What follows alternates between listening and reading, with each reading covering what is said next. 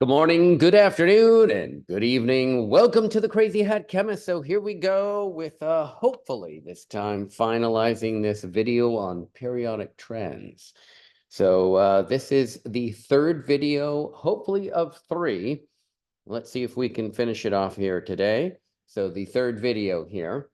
Before you start watching this video, you really need to go to my YouTube channel and watch the periodic trends collection of lecture series on my YouTube channel. So the periodic trends collection series to make sure that you understand the background for this. Furthermore, you should be watching periodic trends part A and periodic trends part B in order to really fully understand the previous problems.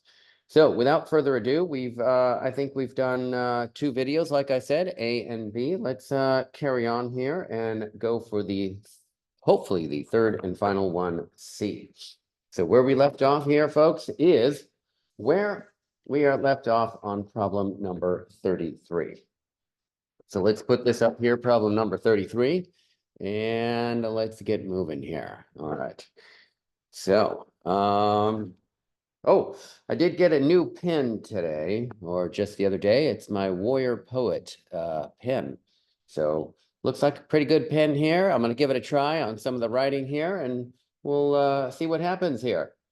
Okay, I have good expectation, high expectations for the robustness of this and the writing ability of this pen. So here we go. So number 33, let's see if we can get this one nailed here. It says, which has the largest second ionization energy of the group based on periodic trends? And we have potassium, calcium, scandium, or iron. So what we need is a periodic table, as we do on many of these problems, because that's really important. So what we're going to do is slap out a periodic table here on this problem here and see if we can answer this here.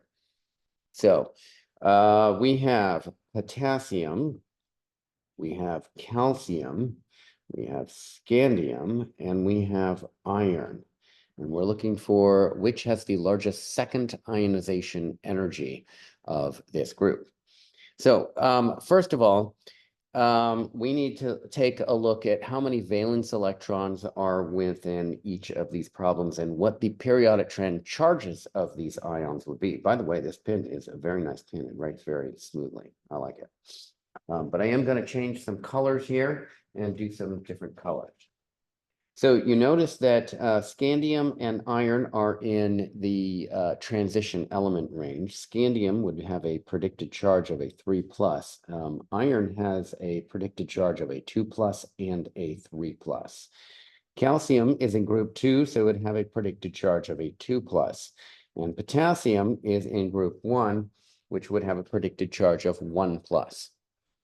So which one has the largest second ionization energy? Well, after you remove that one electron in potassium to get a +1 ion, then the only electrons that remain are core electrons. Okay, so core electrons are exceedingly difficult to remove. So it's going to be potassium that's going to have the largest second ionization energy, because that second ionization energy is going to be a core electron, whereas this one right here would be the valence electron. Let me give you a counter example here of calcium. Calcium has 2 valence electrons. So the first ionization energy is low. The second is higher than the first, but now, finally, after the second ionization energy, now I have core electrons. So this question is, which is the highest second ionization energy? So the first and the second are going to be easy for calcium. For scandium, since it forms a 3+ charge, the first is going to be the lowest. The second ionization energy is going to be higher than the first. And then the third ionization energy will be higher than the second, but it will still be relatively low. It's the fourth ionization energy that will be very high for scandium. And for iron, it will be the first and the second that will be the low ones, and possibly even the third one, depending on the charge of the ion that you get.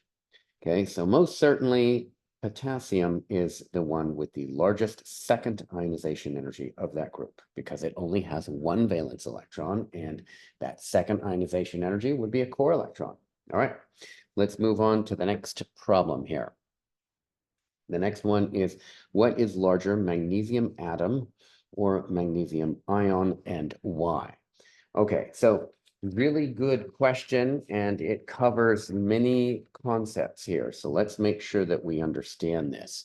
Okay, magnesium has an electron configuration as follows. So it's going to have neon as the core, and then it's going to have a 3s2. That's going to be for magnesium. So magnesium electron configuration right there.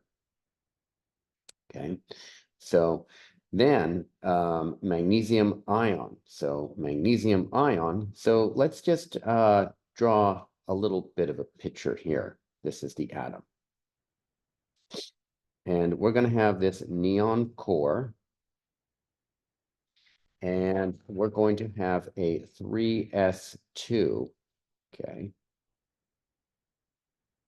Just like that. And then we're going to have those two electrons outside like that. Perfect.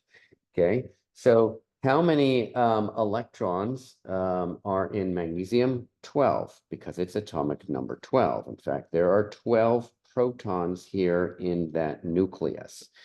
Okay, now let's take a look at magnesium that's a 2+, and this is an ion. It still has 12 protons. Okay, so what we're going to have is this neon core, and we'll just have that neon core, and I'll just scratch that out, knowing that we actually have 12 protons there in the nucleus. Now, we have a 3s2 on a magnesium atom, just like what we had before, and we'd have these two electrons. However, in the magnesium ion, since it's a cation, that is the loss of electrons, it's going to lose these two valence electrons. So these two valence electrons are going to be lost. And then this 3s shell is going to be gone. Hopefully, obviously, you can see that the ion is smaller than the atom because this outer 3s shell is now smaller. So therefore, this is going to be larger. So the atom is going to be larger. Okay. Now, why is the atom larger? There are actually two reasons. Number one, the outer shell is unoccupied.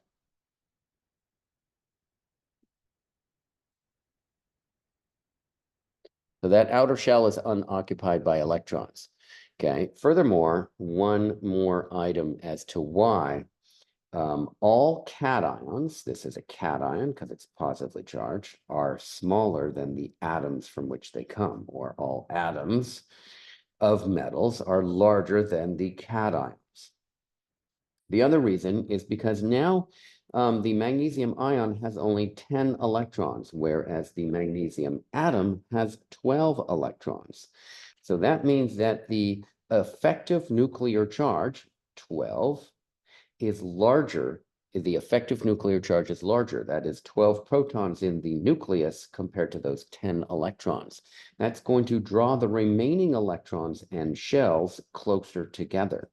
Okay, so the effective nuclear charge has increased. This draws in the remaining electrons even tighter towards the nucleus because there's only 10 electrons on the outside in the atom at all, in this ion rather. And so that draws them in even closer.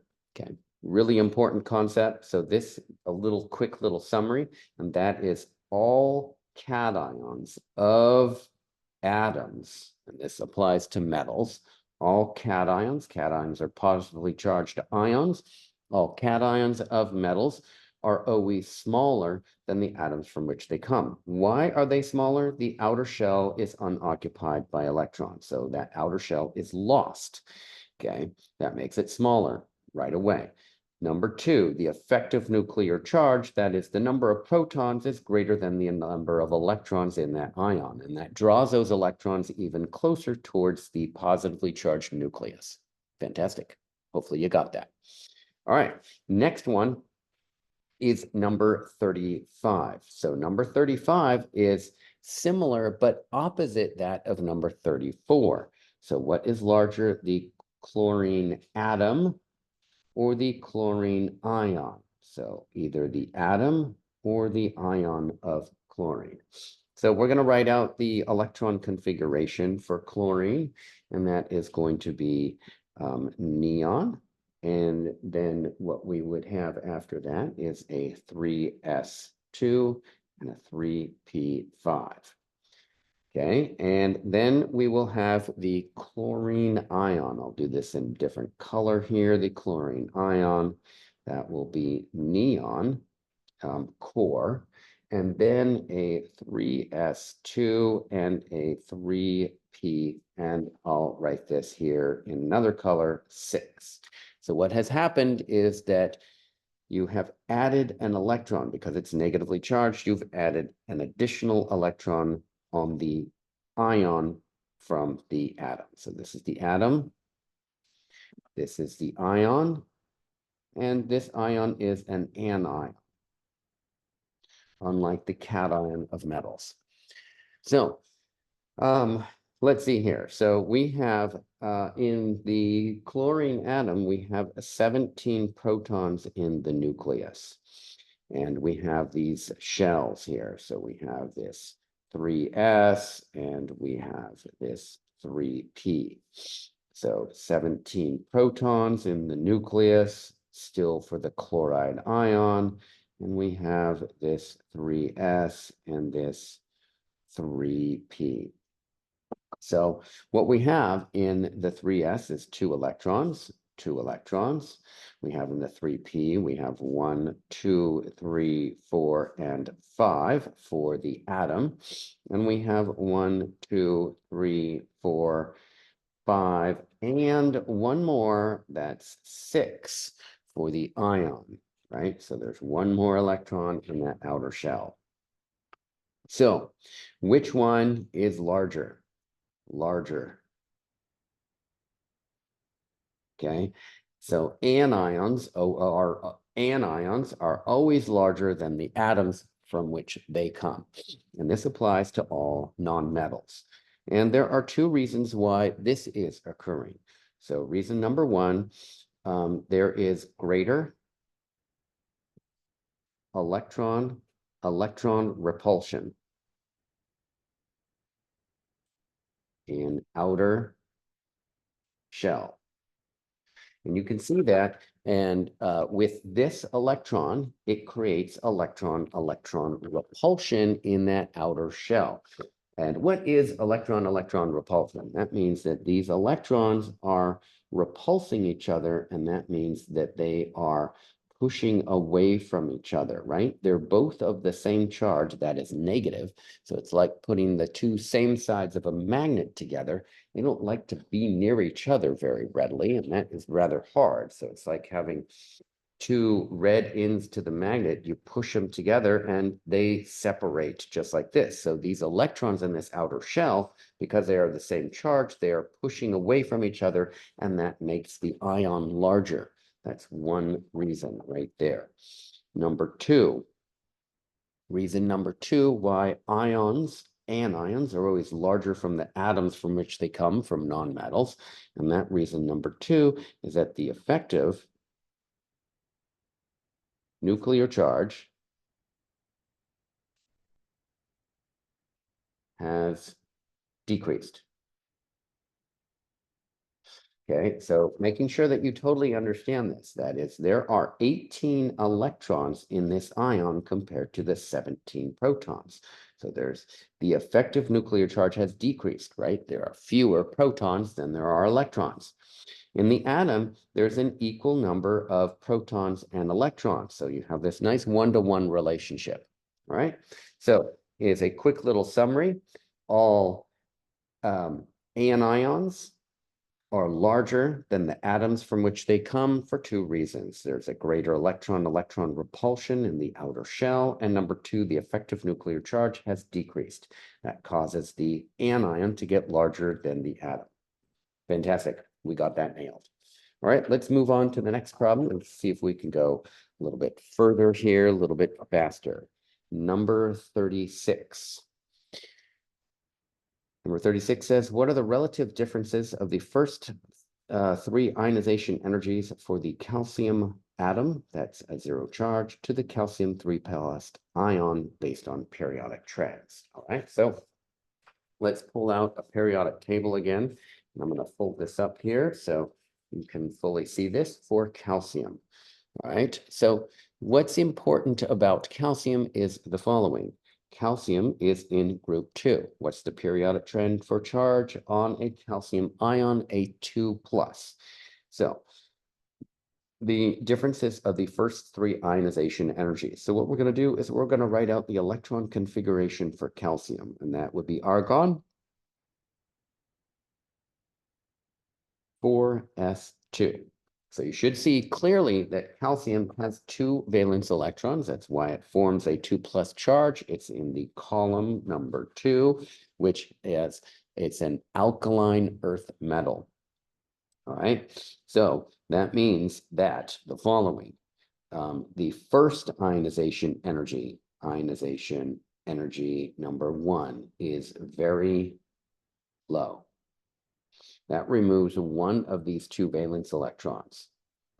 The second, hopefully you understand, first and second. The second ionization energy is low. That means it's higher than the first, but it's still low. Okay. Now, I've removed both of the valence electrons. What kind of electrons remain? Those would be core electrons. So core electrons are not coming over here. They are coming from this core of argon. So ionization energy number 3. Ionization energy number 3 is very high. Why? It's a core electron, really simply. Okay, so first ionization energy is the lowest. The second is higher than the first, but the third is a core electron, and that will be extremely hard. And that's why these don't happen, because why this third ionization energy is almost impossible, because calcium would form a 2 plus ion as predicted, not a 3 plus ion if you were to remove 3 of them. Boom, done. Easy, simple problem. Number 38. Arrange the following in order of decreasing size. That's atomic radius based on periodic trends. So let's find out what these are. This is potassium ion, chloride ion, and argon. So let's have our periodic table here. So we have argon, we have chloride ion, and we have potassium ion. Okay, so what we're going to do is we are going to organize this. Wait, I think I missed number 37. So we're going to come back to that. We're doing 38 right now, but we're going to come back to 37. I apologize for that. We're going to do decreasing size. So decreasing size. So which one is the largest? The chloride ion is the largest, then argon, and then the potassium ion. So this is largest in size. This is going to decreasing size. So this is largest. This is smallest. And let me explain why. So chloride has 17 protons, argon has 18 protons, and potassium has 19 protons. How many electrons? Well, there are 18 electrons in argon because it's an atom. There are 18 electrons in chloride, and there are 18 electrons in potassium ion. So you should see that the largest is the one with the largest negative charge, and the smallest is the one with the largest positive charge. Okay, that is, we just covered anions get larger than their atoms. Cations get smaller than their atoms. And the reason for that is for the cations is the effective nuclear charge has increased. And you can see that with greater number of protons, and it's lost a shell. So this is why this is smaller. And these are larger than the atoms because they have gained an electron. We have decreased the effective nuclear charge, and that electron-electron repulsion has increased. Perfect. Let's go back to problem number 37, which we didn't answer, and let's go back to that. So 37, it talks about aluminum. So aluminum, let's draw out aluminum's electron configuration here. And so aluminum has a neon core, and then it is 3s2 and 3p1. So the periodic trend charge for aluminum is a 3+ ion. Aluminum has 3 valence electrons. And where are those valence electrons? There they are. I just circled them. So the first ionization energy number 1 is lowest. Why? It's a valence electron and it's in the outermost shell. The second ionization energy is still low, but it's higher than the first. The third ionization energy is going to be, let's say it's higher than the second. So higher, but still low. Okay, and the reason for this is that we have we have the lowest, then we have an increased in ionization energy, then an increased in ionization energy, but they're still all relatively low because they're all valence electrons. Now, where that fourth ionization energy is going to be very high. Why? Because it's a core electron. And that is why there's a huge jump and a gap. Okay. The reason that these ionization energies increase on the first, second, and third is because the effective nuclear charge is increasing. As soon as you remove electrons, then the effective nuclear charge increases as you cruise on through removing electrons. All right. Hopefully we got number 37. We got that one nailed. We got number 38. Let's do number 39. 39 is, what is isoelectric, and give an example. Isoelectric equals same number of electrons. Really, really simply. And we've actually covered this on a number of problems already before. In fact, number 38 has an example of isoelectric ions. And that is, and I'll just write this out here again, we have potassium ion, which has 19 protons, and then it has lost an electron, so there are 18 electrons. Then we have argon atom, and that has 18 protons and 18 electrons. And then we have chloride ion, and that has 17 protons, but has gained an electron, so it has 18 electrons. So what is iso? Iso is the prefix for the same. You can see that there is the same number of electrons in this atom, and these two ions. So electric, it designates the charge there. Okay. All right, perfect. That's number 39. Let's cruise on over to problem number 40. Which of the following ions are isoelectric in comparison to krypton? So let's take a look at our periodic table here. Let's fold one out so we get the top chopped off, and you can see where these are coming from. Let's see here. So krypton, where is krypton? So that's the big question of the day here, really, because krypton is going to tell us how many electrons we actually have. So for krypton, there are 36 electrons. So what we're looking for is atoms or ions that have 36. So the first one is silver, that's a 1 plus. So how many electrons does silver that's a 1 plus have? Well, it certainly has one less, so that would be 46 electrons. That's not equal to 36, so that's a no. Then the bromide ion, so that has one more electron, so that would be 36. Bingo. So bromide ion has the same number of electrons, that is, it is isoelectric with that of krypton.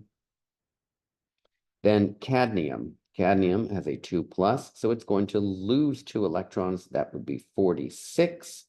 That is a no. That does not equal 36.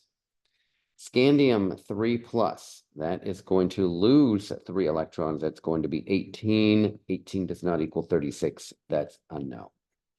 Selenium 2 minus. It's going to add 2 electrons to that 34. That will be a 36. That is correct. That will be isoelectric. Then we have strontium. It's going to lose 2 electrons, and it's going to have what? 36 electrons, and that will be also isoelectric with krypton. And then we have titanium 2 plus. It's going to lose 2 electrons, and that will have 20 electrons. That's a nope. Then we have zinc, that's a 2 plus, and it will have 28 electrons, and that's a nope. All right, let me throw in a couple more that actually are isoelectric with that of krypton, and that would be rubidium, that's a 1 plus, that would have 36 electrons. Yttrium, that's a 3 plus, that would also have 36 electrons. Arsenic, that's a 3 minus, that would have 36 electrons, okay? So you should see that isoelectric atoms or ions, those are having the same number of electrons, and that's why we answered number 39 to begin with, okay? Perfect. Let's go on to number 41. Which is the largest in size in the following group of ions? Fluoride, chloride, bromide, and iodide ions. So these are all ions. So, and they are all halide ions, which are halogens that are ions. So what are we talking about here? We're talking about the fluoride ion, the chloride ion, the bromide ion, and the iodide ion. These are the halide ions. And so the trend is as you go down a group, they get larger. So which is the largest in size of the following group? That would be the iodide ion, most certainly. All right, fantastic. The next one is which is the smallest in the size of the following group? Lithium ion, sodium ion, potassium ion, rubidium ion, and cesium ion. And this is problem number 42. So we got lithium, sodium, potassium, rubidium, and cesium, and which is the smallest. So we have the lithium ion, sodium ion, potassium ion, rubidium ion, cesium ion. And again, as you go down a group, they get larger. So which one is the smallest? The smallest is the lithium ion because it's higher up and they all have the same charge. These are the alkali metals, group 1. All right, so that would be the lithium ion. Number 43. Which of the following has the greatest electronegativity of the following group? So greatest electronegativity. So I'll write this out on a periodic table. We're looking for greatest electronegativity of the following group here. And this is number 43. So we've got cesium, chlorine. So we got cesium, we got chlorine, we have manganese, we have boron, and we have fluorine, and we have iodine. So let's just have all these out here. Which one has the greatest electronegativity?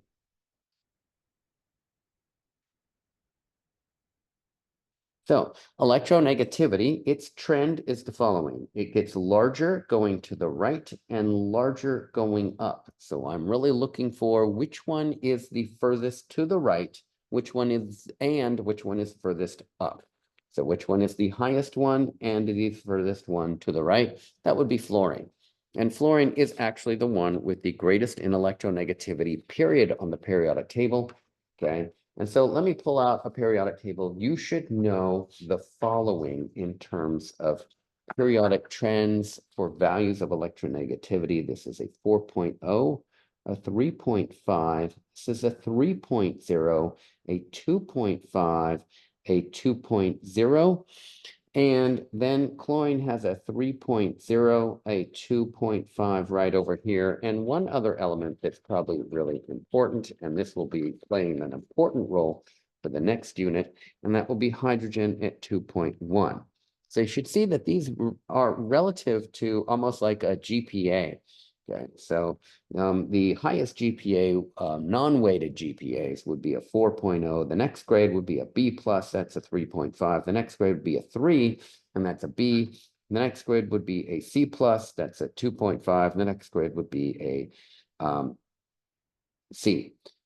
So you got a C plus, a B plus, and an A, and then we have two of them that have the same electronegativity, and they are diagonal from each other right there like that. So that's pretty easy to remember. And then don't forget about hydrogen. It's an anomaly of where it lands for its electronegativity, but you should know these electronegativity values. They're really, really important. All right.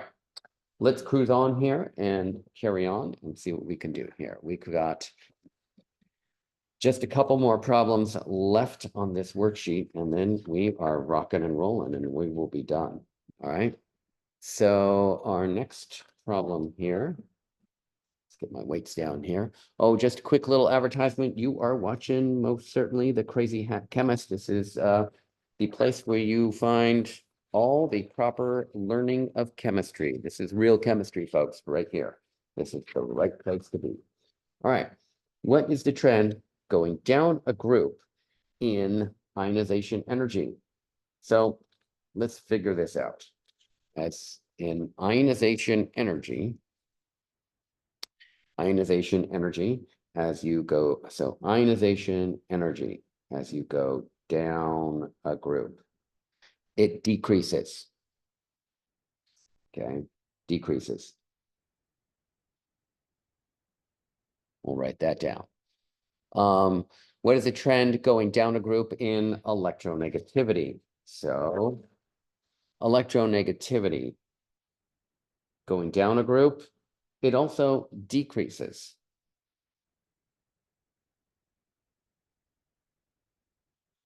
And then what is the trend going down a group in atomic size or atomic radius? So radius. As you go down a group, it increases. So you should see that ionization energy and electronegativity follow the same trend, whereas atomic radius or atomic size is exactly opposite in terms of a trend. All right, so let's go to the next one, problem number 45, and we are actually going to finish this up in 3 videos. I'm super excited about that. Okay, the next one is, what is the trend within a group going from the left to the right in terms of ionization energy? So ionization energy going from the left to the right within a period. So the periods are horizontal sections, and so this is going to be increasing. So increasing. And then electronegativity within a period going from left to right. Electronegativity going from left to right, that's going to also be increasing.